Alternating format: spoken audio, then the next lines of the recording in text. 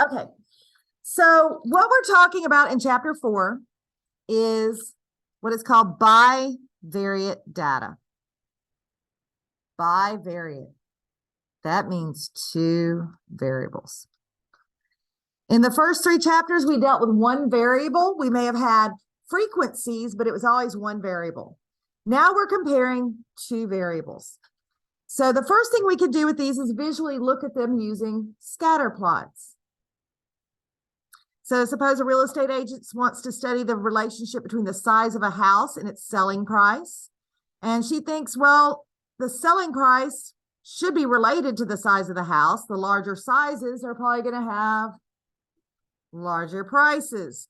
So we can visualize this with a scatter plot. So what they've done is collected data. They've got the size of the houses and the selling price in thousands.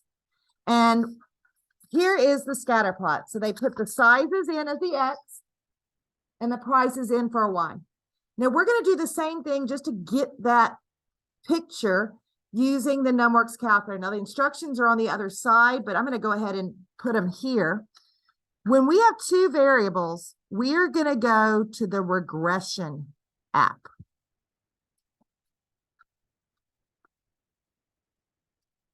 So if you want to follow along, regression apps. So here with statistics, regression. And if you see the little picture, it has dots and a line. This is going to be where we go for regressions. Now, when I go to this first screen, it's for the data. I hit that. I didn't mean to. I was trying to zoom in. Okay, so we have X1 and Y1. Guess what goes in the X1? The X's. So 2521, 2555, 2735, 2846, 3028, 3049, 3198. These are really big houses. Okay, 3198. And then under Y, 400, 426, 28, 435, 469, 75,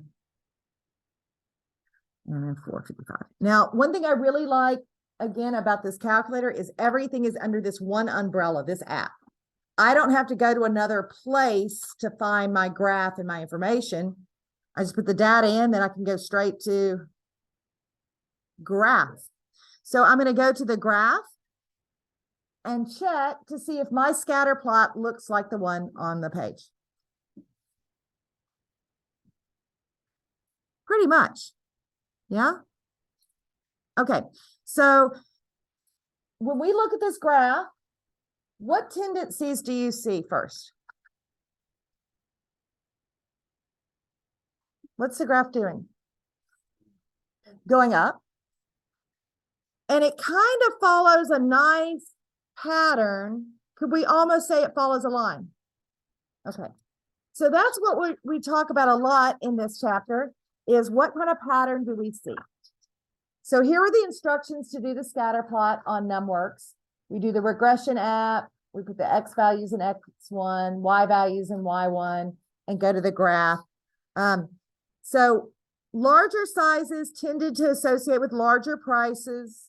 We've referred to this as a positive association. A positive association means it goes up as you go along. Negative would mean it's going down. In addition, the points tend to cluster around a straight line. So we would say the relationship is linear. So I would call this a positive linear association. Now, not all associations are linear, and all of them are positive. So let's talk about what else we can have. So on the next page, I have an example again of a positive association. This could still be linear. They're still kind of following a line path. They're going straight up. And this would be negative. And linear relationships are what we're focused on. But what if I looked at the graph and I had a graph that looked like, let me just do some, what if I have one that goes, would that be linear? What does that look more like? A U. So that's nonlinear. I could also have a graph that looks like, what would you say about that one? It's crazy. That would be no association whatsoever. So we can talk about the pattern, whether it's linear, nonlinear, whether we see an association. We can talk about the direction. Is it positive or negative? But then we can use something to talk about the strength of the relationship. How strong is that correlation between the two variables? This is the correlation coefficient. It is abbreviated with the letter R, and it's only used to measure the strength of a linear relationship. So I can only do it if the pattern forms a line. Linear relationship. It's got to be linear. Now I'm going to actually write the formula, but we're never going to use it because we don't have to, because we've got the lovely calculators. But just so you know what this ugly formula would look like, it's 1 over n minus 1. And then what did that symbol mean? The sum. Sum. X minus X bar. What does X bar mean? The mean. So that's the mean of the X's over, whoops, this should all be around here. Standard deviation of the X. So SX was standard deviation. Times Y minus Y bar. What do you think Y bar stands for? Mean of the Y's over SY. Horrible formula. I've had professors make me do it. I don't ever want to do it again. So I'm not going to. Now the correlation coefficient is always going to be between -1 and 1. Always. And it doesn't matter what our units are. It doesn't matter which order we put the X and the Y. The correlation coefficient will be the same. And it's only measuring the strength of a linear relationship. Now, this is sensitive to outliers, so we need to make sure we don't have any outliers. So you've got to be really careful typing in your data too. You don't want to make a mistake because that would really mess it up. But let's find the correlation coefficient for the data we just had. So this is why one reason I've got to use this instead of my other feature, the online one. So what I'm going to do is I'm going to press OK. And then what kind of pattern did we see? Linear. So press OK, then linear. And what it did was it drew in the line of best fit. Nice, pretty. Okay. Now, if I want to find my correlation coefficient, that's a value, right? Where do you think I'm going to go to find something that it has to calculate? Stats. So go to the stats, and we have to go kind of pretty far down. Do you see at the very bottom, it says correlation coefficient? And, oh, wait, it's blank, but, oh, if I right arrow over, there it is. So a lot of people were having trouble in first period. They couldn't find it. You have to go all the way to the bottom and then move over to the right side. And it gave me R equals 0.9006. Okay. So let's see how we interpret that. If R is positive, we have a positive linear association. If R is negative, it would be negative.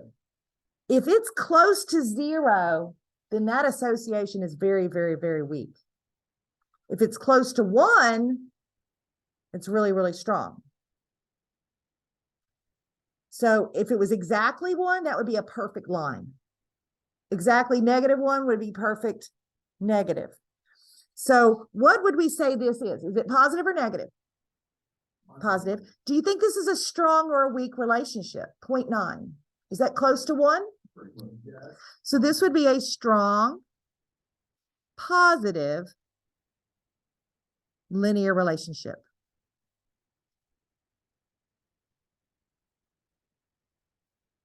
So on part of the homework, you have to find the R value. So you just put them in there and go to the stats and look down at the very bottom for the regression. If it doesn't pop up automatically, then make sure you see the line in that picture. And you can do that by hitting OK.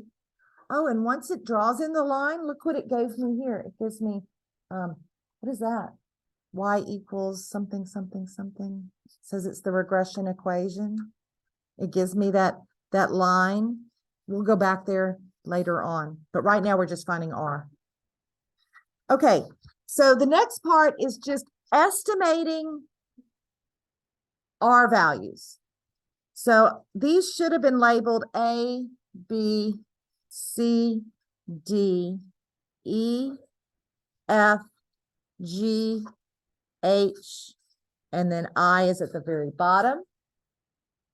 What we're going to do is look through them and kind of think about them on a scale. -1 would be a perfect negative line. +1 is perfect positive. So -1 is perfect in the negative direction. What would 0 be? Nothing, right? So, and then let's say 0.5 would be, so anything in this realm would be weak. And it gets stronger as you go towards 1. And then if I do a 0.5 here, -0.5, this is weak correlation between -0.5 and 0.5. You get stronger as you get closer to 1. So let's think on a scale. Do you have any of them that would be in the middle that you would put at 0? Looking at our pictures. C. I'd put that in the middle. That is no correlation whatsoever. So even if it's going down, it can be positive? Like a positive correlation? No, it has to, going up is positive. Going down is negative. It would go negative, but it'd be closer to negative. Right. So let's just talk through first, maybe which ones are negative and positive. What do you think about A? Okay, B. Okay. C we said was no. D is definitely negative. E. Well, I'm saying that's negative. I'm saying that's positive. Isn't it kind of going up? Yeah. Okay. This one's positive. What about F? Positive. What about G? Negative. H. It's really, really weak. I would say weak positive. I agree. It's going to be in that weak area. What about I? Positive. So let's go on a scale. Which one would be the furthest to the right? Which one's going to be the closest to a +1? B. Which one would go next in line? Which one would be positive and the next strongest positive? I think F too. So I'd have F next. What would be the next one?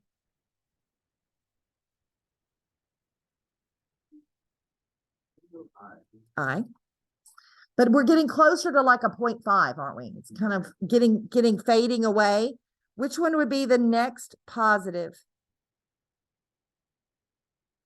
What other positives did we have? E and H. Which one's stronger? E, and then H is like the weakest. So H and E. Okay. What about the negatives? Which one is the strongest negative?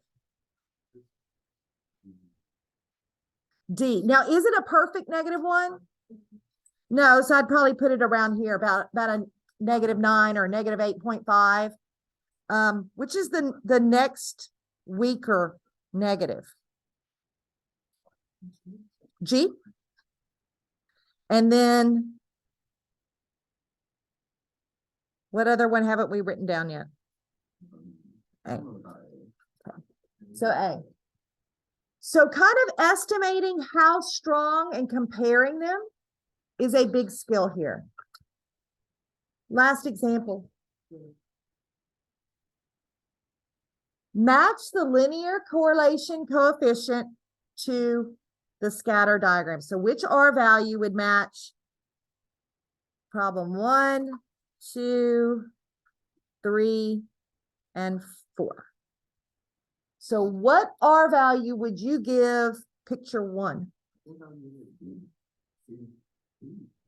Well, oh, sorry, hold on. I'm gonna see. Is it a perfect line? Then that's C for sure. What would you go with for 2? D, okay. What about 3? Yeah, because it's all over the place. And then 4 would be A. Now, the last thing I just want to talk about real quickly is that just because two things have a correlation does not mean that one causes the other one. Just because there's a correlation between the size of the house and the price of the house, does that mean that just because it's a large property that's automatically going to sell for a lot more? Or are there other factors involved? There's other factors. Some of the things that people make a mistake on is when they see correlation, they automatically assume causation. So here's some examples of things that are correlated that we should not assume anything on. Ice cream consumption has a positive correlation with drowning rates. That's true. Does it mean that eating ice cream causes you to drown? What could be the cause of why those two are correlated? Okay, maybe that. It's summer. You eat ice cream the most in the summer and you swim the most in the summer. So of course they're going to be connected. Okay. The sales of lawnmowers are positively correlated with warm temperatures. So obviously lawnmowers cause global warming. No, that's not. Now, some of them aren't so ridiculous. Greenhouse gas emissions have drastically increased while global surface temperatures have increased. Could there be a causation there? But should you assume it's causation? Never assume causation. Always just say it's a correlation. There's a relationship. That's it. That's 4.1. Wow. We done. Yes, go print. Everybody now. Print, print, print, print, print. The last time I'm scared of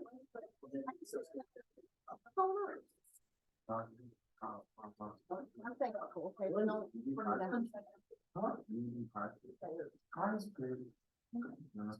No. Did you take my link? I sent you that. I'm better to you. Oh my gosh, you gave me $25. You should have asked me. I did send you that link. Never send me a link. Yes, I did. No, price. I hate Prize Picks. They take so much money from me. On me. Yeah. 75 right now. You lost. Oh my gosh! Stop betting on the NBA. This one, I feel like corn does cause the ribeye prices to go up because that's what they're feeding them. But they do move up and down together too. So, Are you gonna scan those? Yeah. does it cause it? No, I'm betting Why does it not cause it? because we just talked about that. We can't say it's a causation. Ever? Not without more data. We could say there's a correlation, Correlation, not causation. Mhm. Correlation, correlation, correlation, Right. correlation. and so that's out. Like I can bet on. And if it's 0.9, there definitely is a correlation. So C's gone. Yeah. The price of ribeye tends to go down as the price of corn. That's false. So we never want to say causation. Oh, take that Mahomes point by yours. What does that mean? Like, You just gotta throw a link back in yours. But I had more funny ones. Yeah, but you have to pair it with something. oh, what is it they're doing? They're doing draft 50 touchdowns. Yeah, that's how they get you though. Oh, I'm here's- already betting 250. Huh? I'm betting 250. 250 what? I've got more of those. On who? With who? In prospects? Yeah. You put $250 in. Here's some more Yeah. correlations that are not causations. US spending on science, space, and technology correlates with suicides by hanging and strangulation. That's a. Number of people who drown by falling into a pool is directly correlated with the films Nicolas Cage appeared in. Per capita cheese consumption is directly correlated, like 0.94 for the R value, with the number of people who died because they got tangled in their bed sheets. Is that a causation? Most likely not. Somebody actually did all this research, which I think is hilarious. Like, these are causations? Correlations. Oh, they're What's the correlations. symbol of the causation? You'd have to know that something really is affecting something else where you could say it's a causation. Um, Hold on. This is my code. Something that we know definitely causes. Well, you get 20, you get paid in both, Sorry, no, the first thing.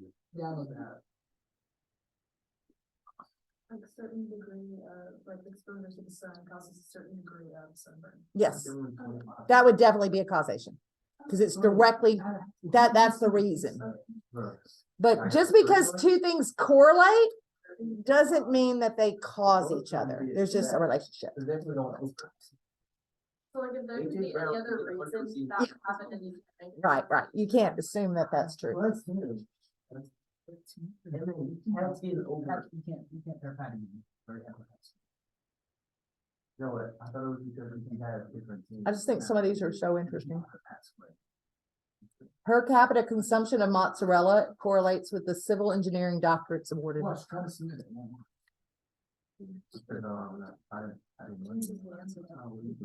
Cheese is the answer. It pops up a lot. People who drowned after falling out of fishing boat correlates with the marriage rate in Kentucky. Oh, I got you. These are always funny to look at. You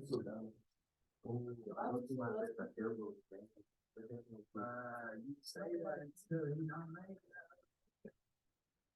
So you gotta go like passing exams and doing hurts, cause you know they're doing playing from behind.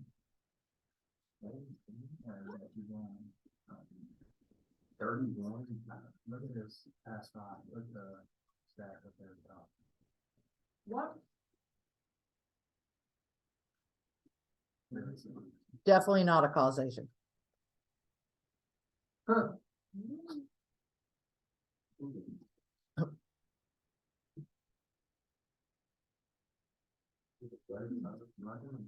Anyway, they're just fun. Hold on.